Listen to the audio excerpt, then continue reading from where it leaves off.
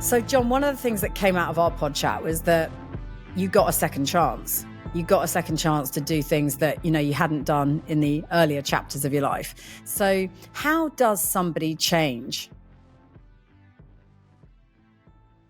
I think it's a slow process, which it is, and you need patience with it sometimes. And I think it's important to have a growth mindset, and being open to opportunity, exposing yourself to new things.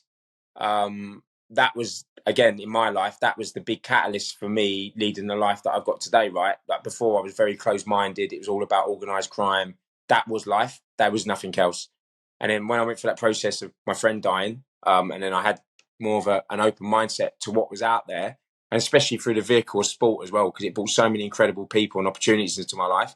And it was taking those opportunities when they presented themselves and just seeing how much is actually out there in life. So just explain that growth mindset thing, because that's sort of a term that people hear but don't really, demystify. What does that actually mean to you? Yeah, to me, it's just having the awareness again of what's out there and being open to learning and challenging yourself and putting yourself in situations that sometimes are quite uncomfortable. Realizing how strong you are, and not being frightened of change as well. Like sometimes, again, lots of people get very scared about change and challenging themselves, and I think that's where the growth happens when you put yourself in an element of discomfort. And that's not necessarily physical discomfort. It's like I'm trying to learn to speak French, and it's very humbling when you're trying to learn a second language at my age.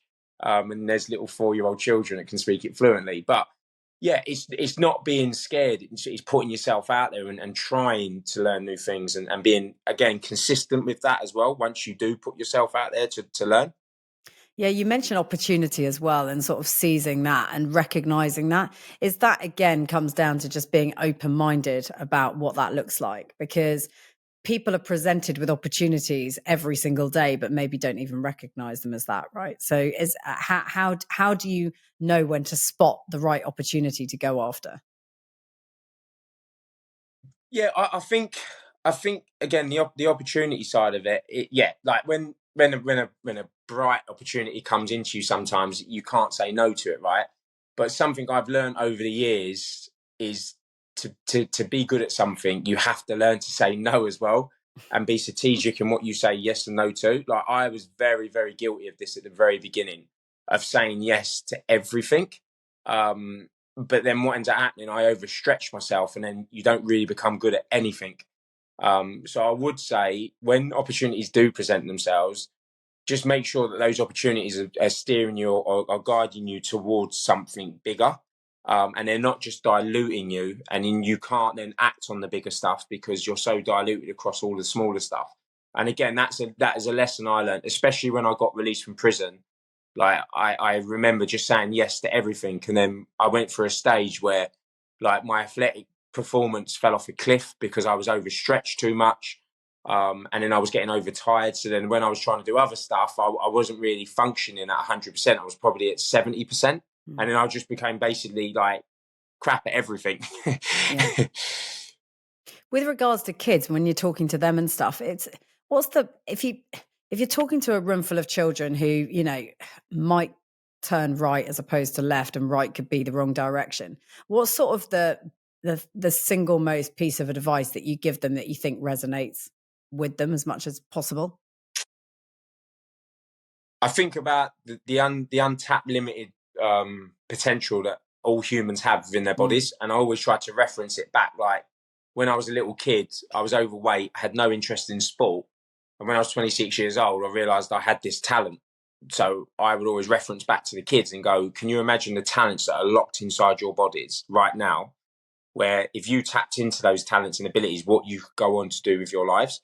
Like all of us have got a potential and a talent. We're all good at something. We're not good at everything, but we're all good at something. I genuinely believe that. And I say to these kids about not wasting that ability and talent. And I sometimes it can come across as a little bit too overly stoic, but it comes back again, right? You've only got one shot at life, and you've got to maximize that time and live a life that makes you feel content and at peace and happy. And go after your dreams. Like most young people do have dreams. They aspire to be something. They want to be something. They want to achieve something, and go after it. Don't allow other people to project their limitations onto you, because people do it all the time, right? Sometimes people feel like they can't do something, and then they want to project that onto you, and they go, "Well, I can't do it. You can't do it, but you're not me. We're different people." And I always try to sort of indoctrinate young people to believe that, if I can.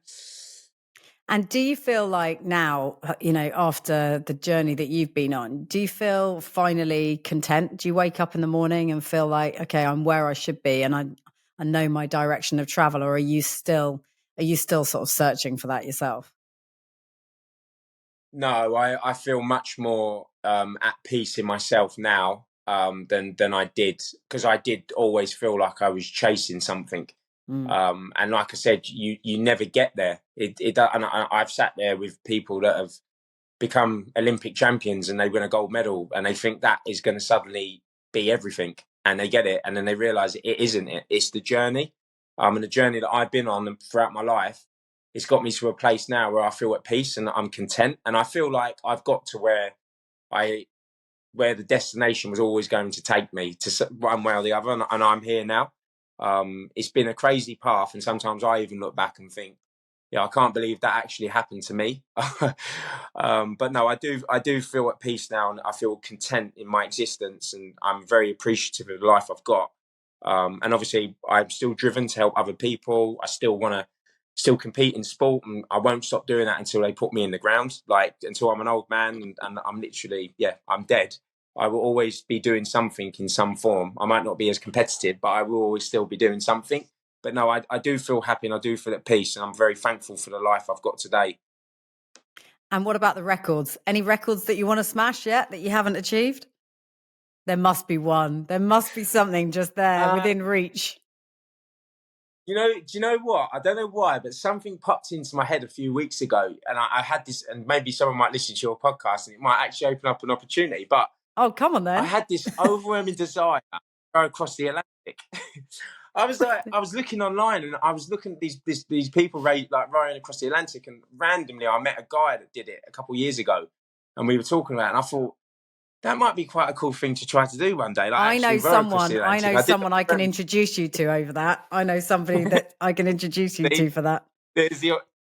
There's the opportunity. Yeah, there you go.